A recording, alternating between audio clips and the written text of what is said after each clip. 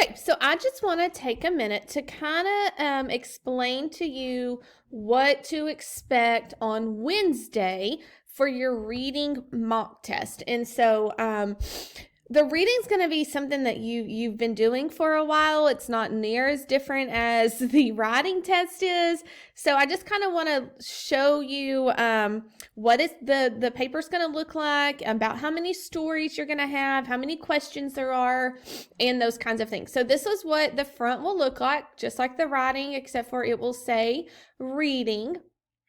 And you're just going to go through and you're going to read the story, and you're going to answer the questions, and read the story and answer the questions.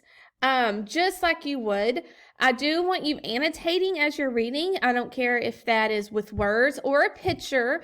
Remember, annotating is where I look at a portion of the story and I write like 1 or 2 words about what is that part about.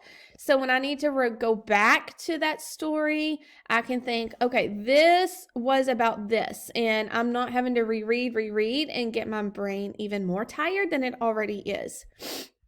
Remember, when we see images, we want to write a little note beside them, that's annotating, of why is that picture there? How is that picture helping me understand the story better? So you're going to have 2 to 3 nonfiction stories probably. You're going to have a paired passage. So remember, a paired passage is where we have one story, then another story, and then the questions.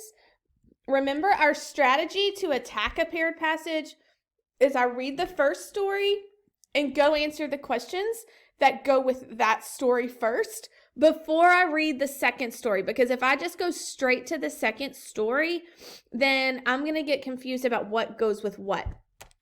And so if you look right here, it'll tell you what questions go with what story. So make sure you do that.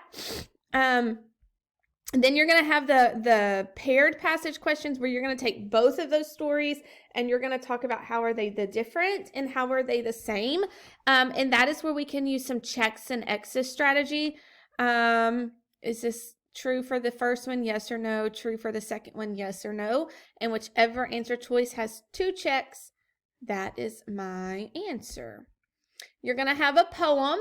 Okay, we've been talking about poetry, so you're going to have a poem, and this is not the poem. This is not the test you're going to be doing. This is an older one just for us to reference to. And you'll have a couple fiction stories, but mostly you're going to have probably 3 nonfiction, a fiction story, and a poem. So it'll be a total of 5 stories.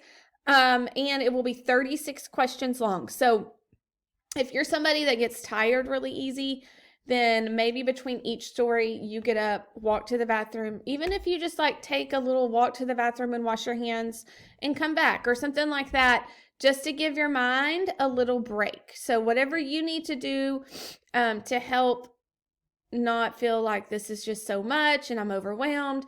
So whatever you need to do to get up and come back or whatever is fine with me.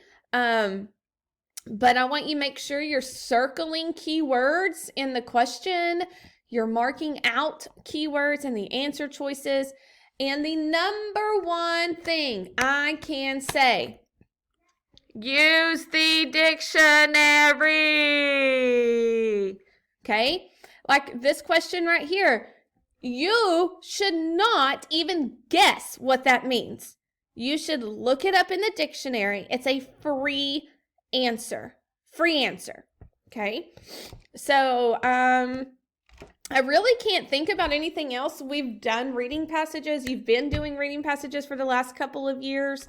Now it's just going to be taking your time, writing a few notes while you're reading. And then when you get to those answer choices, making sure you're either going back to the story, you're using the dictionary, you're writing what you think, you're marking out words that make it right or wrong, you're circling keywords in the question, all of those different things that would help you break down that question is what you need to be doing. What we're not going to do is just circle an answer, and that's the only thing I did on my paper was circle an answer. we're going to have big problems if that's what you do. So I think you're fine. I think you're ready. You've practiced. You're familiar with it. Nothing new, just new stories with questions that go with it. And you've seen all those questions, those types of questions before. So see you on Wednesday. Or for me, Wednesday. Tomorrow for math.